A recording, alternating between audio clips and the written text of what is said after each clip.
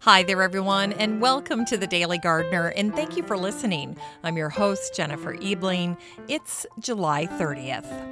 Today we celebrate the author and poet who wrote some beautiful garden verses. We'll also learn about a magnificent Australian artist and botanical illustrator, and her art is now part of Australia's National Library. We celebrate the selection of the state flower of Arkansas and the very cute story of how it came to be picked. Did you catch that pun? We honor the life of the poet and World War I soldier who wrote what is probably the most popular poem ever about trees. And we grow that garden library with a book about living naturally with eco-friendly ideas that don't sacrifice style, function, or sustainability. And then we'll wrap things up with the very first Academy Award-winning animated cartoon that gardeners love. But first, let's catch up on some greetings from gardeners from around the world and today's curated news. Well, first up is a picture I was sent from Betty M. that shows her standing by an oak tree over 60 years ago. And the oak tree commemorated the birth of her baby brother. So there she is, standing by the tree in her cute little dress. She looks to be about 3 or 4 years old there. And then she included another picture of her standing by the tree in 2018. There's a 60-year difference between the two pictures. Betty said the oak tree was planted on August 1st, so we're coming up on its 62nd birthday. So we're going to say happy birthday to the Betty Oak from all the Daily Gardeners. Happy 62nd birthday and many more. And then also in the mail today, I received a very sweet video from Linda Beardsley. Linda maintains 5 hummingbird feeders on her property, and as a result, her garden is just teeming with hummingbirds. And of course, Linda knows the secret to attracting hummingbirds. It's to make your own simple syrup. No need to go out and buy the dyed water that looks red. All you need to do is mix equal parts water with equal parts sugar. You'll have a clear liquid that you can put in your red accented feeder, and you'll have hummingbirds like crazy. Hummingbirds really are one of the highlights of summer. I love them. My neighbor's got a feeder next door, so he sees them all the time. And I have a feeder here. I just haven't gotten around to putting it outside with all the renovation going on. But I'm going to do it. This is my reminder. And it's not too late. So if you've been thinking about doing it, go ahead and prepare to be enchanted. All right, that's it for today's Gardener Greetings. Now, if you'd like to participate in the Gardener Greetings segment, just send your garden pics, your videos, stories, and birthday wishes to me. Just email me at jennifer@thedailygardener.org. That's jennifer@thedailygardener.org. And don't forget that you can make that very easy for yourself just by adding me as a contact in your phone. Just create a contact that says The Daily Gardener Podcast, and then under the email, put jennifer@thedailygardener.org. Then when you're out and about, taking pictures of your garden or of some beautiful scenery, you can go ahead and easily email me. And I love that. I love getting mail from you guys. All right, here's today's curated news. Today's post is from the Director of Science at Kew, and the headline of this article caught my attention because it said, "It's time to decolonize botanical collections." This passionate editorial was written by Professor Alexander Antonelli, and he is the Kew Gardens Director, responsible for the world's largest collection of plants and fungi. He was born and raised in Brazil, and he wrote and shared this landmark piece on the Conversation Research website. Alexander believes that the time has come to decolonize botanical collections by ridding the field of structural racism. Here's an excerpt. I've often struggled to answer the simple question, where are you from? As I was born and raised in Brazil, and like many people, my origin is mixed. I dislike predefined labels. At school, I was taught that Brazil was, quote, discovered in 1500 by the Portuguese. The fact that several million people lived there prior to that was barely mentioned in our books. We were told of a long history of brutal exploitation of our natural resources, including vast amounts of gold, rubber, and timber. All this was achieved through the exploitation of our native people and African slaves, including my own ancestors. That Brazil is the world's most biodiverse country astounded colonial botanists. Charles Darwin was astonished that our lands, quote, teemed with life, as was Alfred Russel Wallace, who spent years in the Amazon. It is not lost on me that these were both white British men. I am now head of science at Kew, responsible for the world's largest collections of plants and fungi. For hundreds of years, colonial botanists would embark on dangerous expeditions in the name of science, but they were ultimately tasked with finding economically profitable plants. Scientists continue to report how new species are discovered every year, species that are often already known and used by people in the region and have been for thousands of years. The first inhabitants of Brazil and the first users of plants in Australia often remain unnamed, unrecognized, and uncompensated. They are quite literally invisible in history. This needs to change. Well, I have to say that when I read this commentary by Alexander, it struck a chord with me because, of course, I do this podcast, and a huge part of the podcast is botanical history. And I spend a good deal of every day mining through botanical archives all over the internet. And this is an issue I constantly bump up against. One of my original goals with the show was to help all of us have a deeper appreciation of where our plants come from, especially since many of the plants that we know and love are non-native.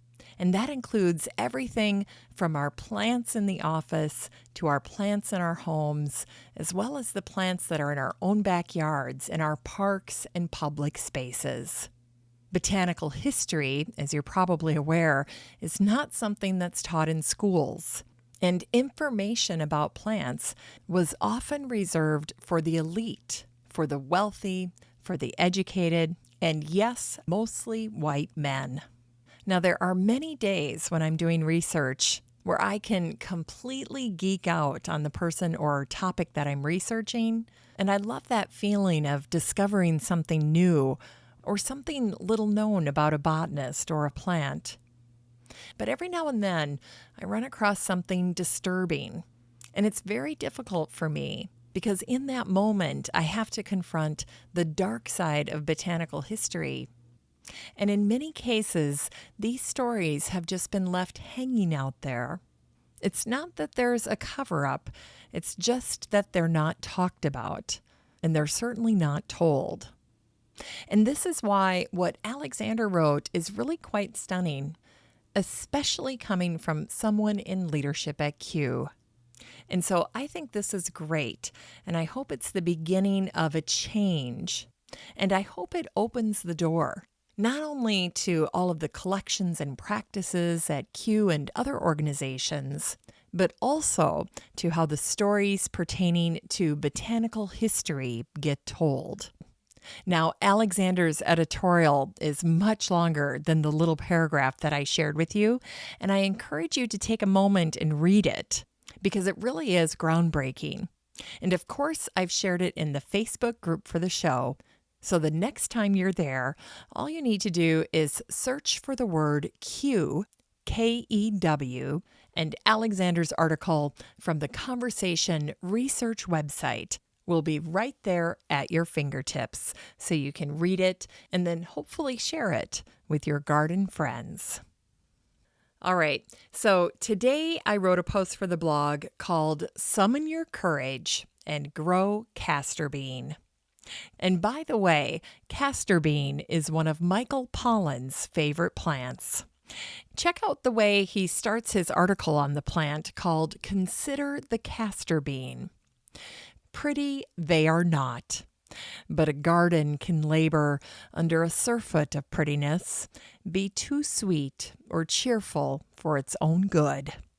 Sometimes what's needed in the garden is a hint of vegetal menace, of nature run tropically, luxuriantly amok. And for this, I recommend the castor bean. Well, while most of us have heard of castor oil, which you get by crushing and processing the seeds, growing the castor bean plant can be a new adventure for most gardeners. And the castor bean plant is the only member of the genus Ricinus communis, and it belongs to the spurge family. And I know what you're thinking, but hold that thought, because unlike other members of the euphorbia family, the castor bean does not have that milky latex sap. The sap of the castor bean is watery. The giant tropical leaves and peculiar seed pods make the plant an exotic addition to your garden. It's a native plant from Ethiopia, and the castor bean there can grow up to 40 feet tall because there it can grow year-round, whereas here we often just grow it for the summer. For most gardeners who grow castor bean as an annual in a single season, will see it grow very, very quickly and vigorously, but it will only get to be about 8 to 10 feet tall. And around here, that's pretty tall for a summer garden plant.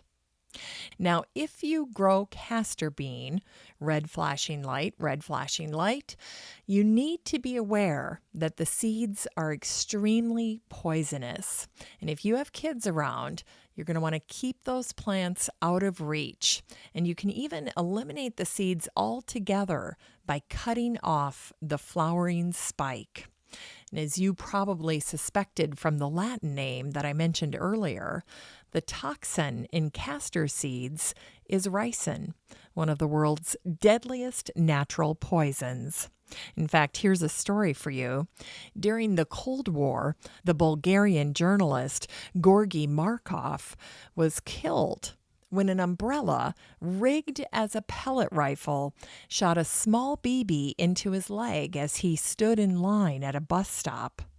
Well, after Markov died in 1978, Scotland Yard investigated, and they found that very small BB. It was the size of a pinhead, and it had been drilled with 2 holes to make an X-shaped cavity, and those holes had been packed with ricin.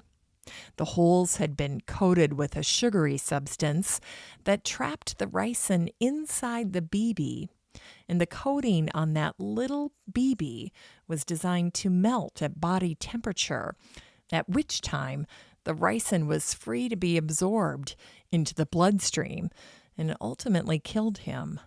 It's quite a story, and it speaks to ricin's potency. Now, despite their unnerving history, castor beans are still good garden plants. They are beautiful with cannas and bananas and elephant ears, especially if you have a tropical garden, and they make a beautiful backdrop for grasses. They're stunning in the back of a flower border, and they can also create a magnificent screen for you in no time. Now, if you decide to grow castor beans, just remember that they're tropical, they do best in full sun, and they don't like wet feet, so plant them high and dry or in well-drained locations. Now, if you'd like to read my original blog post for yourself, Just search for the word Castor in the Facebook group for the show, and this post will pop up. All right, that's it for today's gardening news. Now, if you'd like to check out any of my curated articles or original blog posts for yourself, you're in luck, because I share all of it with the listener community in the free Facebook group for the show, the Daily Gardener Community. So there's no need to take notes or search for links. The next time you're on Facebook, just search for the Daily Gardener Community and request to join. I'd love to meet you in the group. Here's today's brevities. Today is the birthday of the author and poet Emily Brontë. She was born on this day in 1818. Emily's older sister by 2 years was Charlotte, and her younger sister and closest friend was Anne. And as the saying goes, they were 2 peas in a pod. Emily's mom died when she was 3. She also lost 2 older sisters, Maria and Elizabeth, when she was 6. And the result of this loss was an exceptional closeness between the 4 surviving Brontë children. So you had Charlotte, Emily, Anne, and their brother Branwell. Now, a while back, Emma Emerson wrote a piece called The Brontë Garden, and in it she revealed that the Brontës were not ardent gardeners, although Emily and Anne treasured their currant bushes as their own bit of a fruit garden. And Charlotte once wrote, "Emily wishes to know if the Sicilian pea, Pisum sativum, and the crimson cornflower are hardy flowers, or if they're delicate and should be sown in warm and sheltered situations." And Emily's father, Patrick, once wrote this charming little poem. "Oh, why, in the snow and storms of December, when the branches lie scattered and strewn, do we oftest and clearest and dearest remember the sunshine and summer of June?" As for Emily, gardeners enjoy her poem about friendship. "Love is like the wild rosebriar, friendship like the holly tree. But the holly is dark when the rosebriar blooms. But which will bloom most constantly? The wild rosebriar is sweet in the spring. Its summer blossoms scent the air. Yet wait till winter comes again, and who will call the wild briar fair? Then scorn the silly rose wreath now, and deck thee with the holly's sheen, that when December blights thy brow, he still may leave thy garland green." And then finally, Emily wrote this wonderful poem about this time of year. "Fall leaves, fall die, flowers away. Lengthen night and shorten day. Every leaf speaks bliss to me, fluttering from the autumn tree.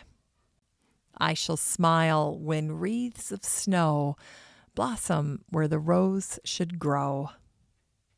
I shall sing when night's decay ushers in a drearier day." And today is the birthday of the Australian artist and botanical illustrator Ellis Rowan. She was born on this day in 1848. In a 1994 newspaper article, Sarah Guest described Ellis this way. "She was an explorer. She set off alone at 68 for Papua New Guinea and died in 1922. She dyed her hair red, had a facelift, left her husband. The suggestion is that she was bored. She was a member of one of Victoria's greatest pastoralist families. She was a much admired, prolific, technically proficient and joyous painter of plants and birds.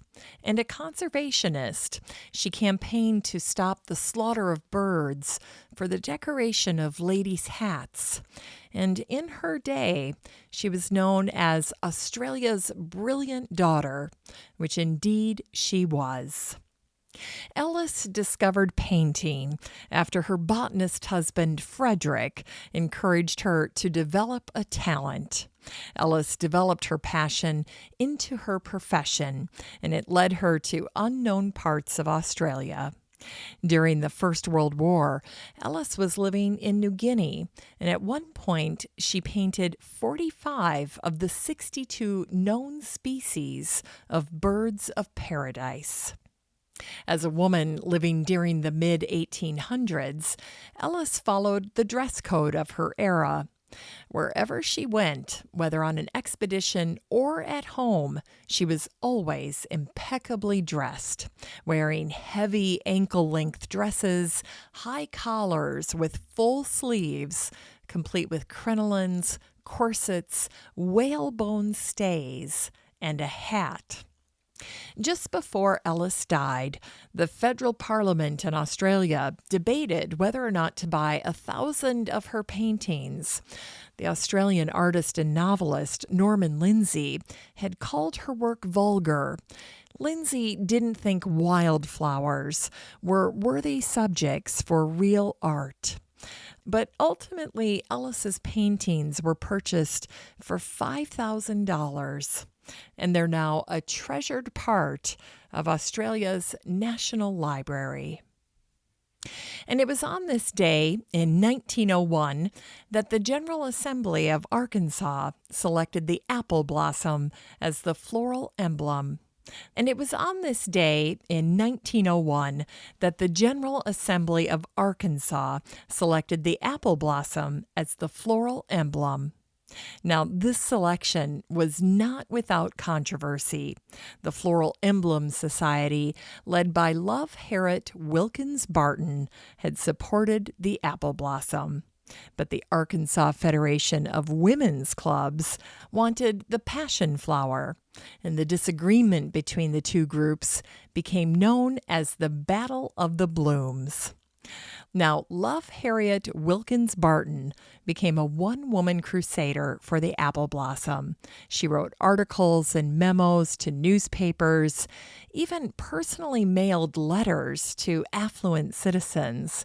And whenever she sent anything, she included a promotional pamphlet that she had created praising the apple blossom. In an ingenious move, she not only promoted the apple blossom, but she also dissed the passion flower, saying it was as pretty as a non-native of Arkansas, and also that it would grow anywhere the farmer's hoe let it. Ouch. When the legislature was set to vote, Love appeared at the Capitol wearing, wait for it, a bright apple red dress. And she totally pulled a Martha Stewart and personally gifted every lawmaker with an apple and a note. And the note said, "These are the results of our beautiful apple blossoms. But what is the result of a passion flower? A dried, shriveled pod." Well played, Love. In unearthed words, today is the anniversary of the death of the journalist, poet, and World War I soldier Alfred Joyce Kilmer. He was born in Brunswick, New Jersey, and he was killed in action while serving as a sergeant in the 165th Infantry Regiment on July 30th, 1918. And every year on his birthday in April, when there's not a pandemic, Kilmer's childhood home at 17 Joyce Kilmer Avenue in New Brunswick holds an open house from 10 a.m. to 4 p.m.